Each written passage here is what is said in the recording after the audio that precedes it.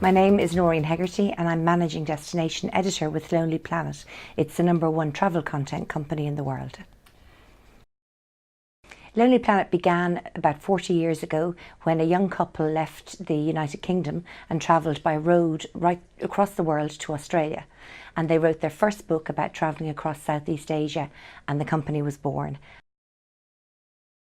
And since then we've printed about 40 million books. We're still doing about 100 titles a year, as well as ebooks, as well as mobile applications and a lonelyplanet.com website. So it's a very busy operation, and it's based in London, in Melbourne and in Nashville, Tennessee. I think there would have been a traditional view that Lonely Planet was for intrepid backpackers. We've moved on from that, and really we're for anybody who's interested in travel. And we say not just armchair travellers, but people who want to plan their trips and people who want to experience things. We give them the information and the tools to do so. I manage about 20 editors, and they in turn manage about 200 writers and 200 sub-editors who are based all over the world in 46 different countries. We're looking for writers who will be very accurate, who will provide us with verifiable information. Lonely Planet is very much based on trust and authority, and if we don't provide credible information for travellers, we don't have a role anymore. So that's really important to us, is that it's at the core of everything that we do.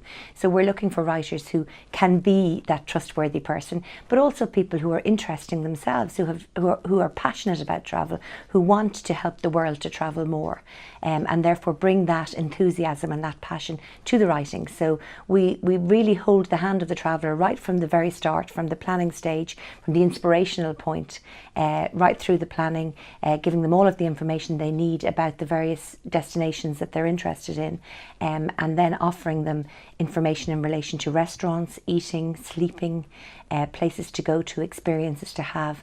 And then if in the unfortunate circumstance that they're in trouble, we give them information about hospitals, about who to contact in an emergency. Our writers come from a wide variety of backgrounds. Some of them live in the destinations, particularly in destinations where we're updating information on a very regular basis. Southeast Asia, Bangkok, New York, London, major cities of the world, we would have authors that live there.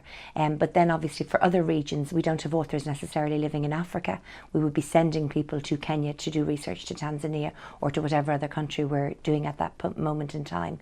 So it would be a real mixture of people living in the destination and people then who are travelling to the destination on assignment for us. Our authors go on the road to research for a period of anything between 3 weeks and 8 or 9 weeks, depending on the destination that they're going to. For a book like India, you're going to have a number of different authors on the road and have a coordinating author then who brings all of their material together to present to the editor. That would be a process that requires a lot of planning, a lot of organisation. Our authors get paid 60% of their fee up front, and then the rest of their fee when they deliver the researched book to us.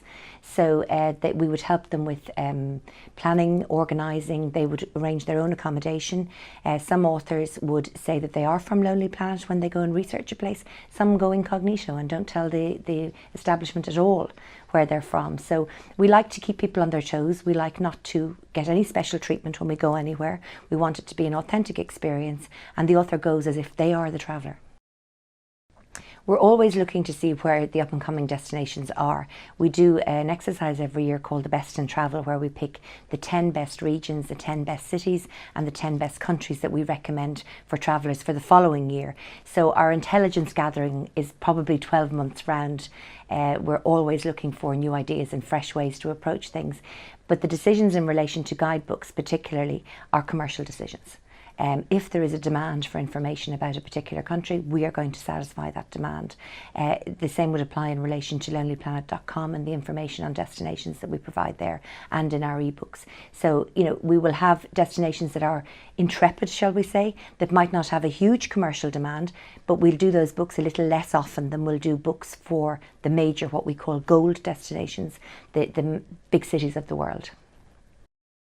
There's always a concern that mass tourism is going to change a destination, and it's something that we consider carefully in Lonely Planet. That said, we can't keep destinations secret for ourselves, and if they meet the criteria that they're ready for tourism, well then we think they're good enough, then we will recommend them. We are very strong in our belief that we provide information for travellers and then they get to make up their own minds. We recently delisted all of our dolphin watching tours and all of the tours that we were offering on lonelyplanet.com relating to mammals in captivity, because we don't feel that that's something we want to be associated with. But we do provide information for tourists if they wish to go to those destinations and if they wish to see these things. But we tell them both sides of the story. We give them the positive and the negative, and we explain the concerns that people have, because we feel people are adults and they can make their own decisions in relation to where they go. We provide the content and then they take it from there.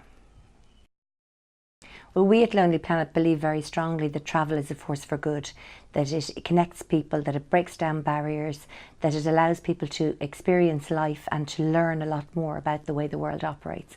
But we always encourage people to go responsibly and to ensure that they make decisions that they will be accountable for in relation to their travel. So that means, not destroying an environment. It means respecting the local culture. It means behaving in a respectful way, and it means learning and opening your mind to a new way of doing things, and not just bringing along all of the habits, perhaps some of them bad, that you've developed in another environment. It's about learning, it's about doing something different, it's about that entire experience that will open your mind and change your world.